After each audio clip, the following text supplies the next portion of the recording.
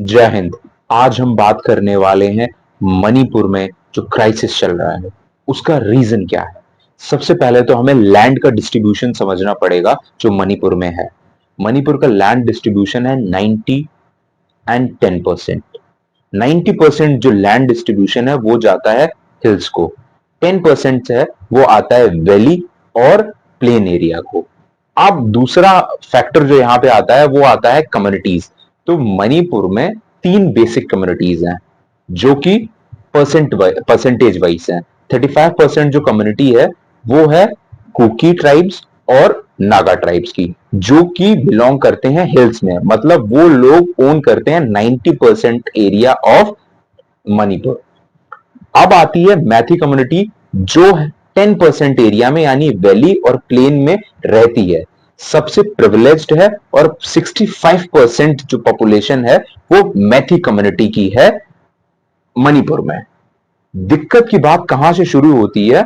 दिक्कत की बात शुरू होती है जब मणिपुर हाईकोर्ट ये बोलता है कि मणिपुर गवर्नमेंट को ये विचार करना चाहिए कि मैथी कम्युनिटी को भी शेड्यूल्ड ट्राइब में लेके आना है।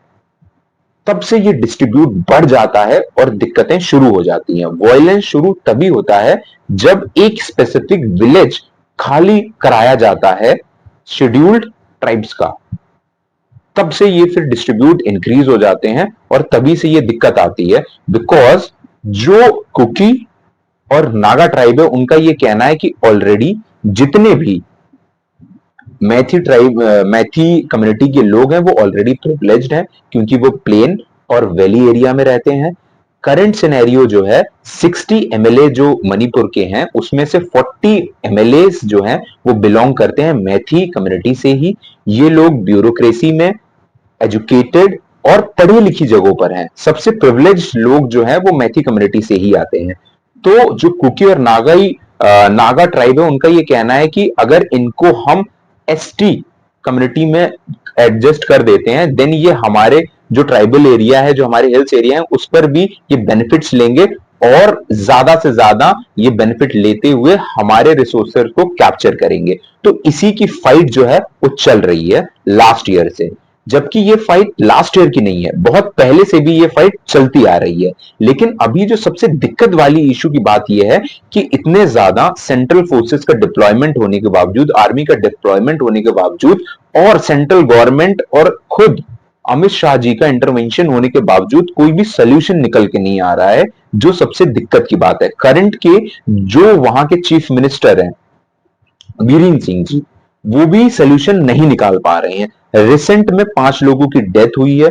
अब इस तरीके से आप चाहिए कहिए कि वहां पर सिविल वॉर चल रही है और गवर्नमेंट इस पे कोई भी सोल्यूशन नहीं निकाल पा रहा है।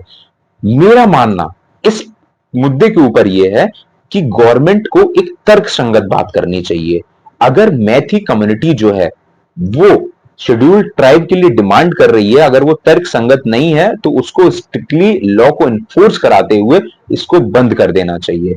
बिकॉज अगर इस तरीके की सिविल वॉर्स चलेंगी देन चाइना और जितने भी हमारे नेबर कंट्रीज हैं वो इसका बेनिफिट लेंगे और हमको डिस्प्यूट में अराइज करेंगे। सो ये बहुत ही थ्रेटन अलार्म है गवर्नमेंट ऑफ इंडिया के लिए to take severe action on this, because already 1 year plus का टाइम हो चुका है, इस इशू को रिजॉल्व नहीं कर पाई है गवर्नमेंट। और अब इंटरनेशनल प्रेशर एक तरीके से भी पड़ सकता है और ये जितने भी अनसोशल एलिमेंट्स हैं बाहर के, चाइना के और भी जितने नेबर कंट्रीज हैं वो इसको और अराइज कर सकते हैं। क्योंकि आप देख रहे हैं अब ड्रोन से हमले हो रहे हैं, वेपन से हमले हो रहे हैं। कुकी नागालैंड के जो नागा ट्राइब्स है वो लोग डायरेक्ट हमला कर रहे हैं ये मैथी ट्राइब्स के ऊपर और एक तरीके से बहुत बुरी वॉर चल रही है। गवर्नमेंट को सीवियर एक्शन लेने चाहिए, स्ट्रांग एक्शन लेने चाहिए। इतने सारे रिसोर्सेज होने के बावजूद अगर अभी तक ये इशू रिजॉल्व नहीं हुआ है then we need to think about this. जय हिंद, जय भारत।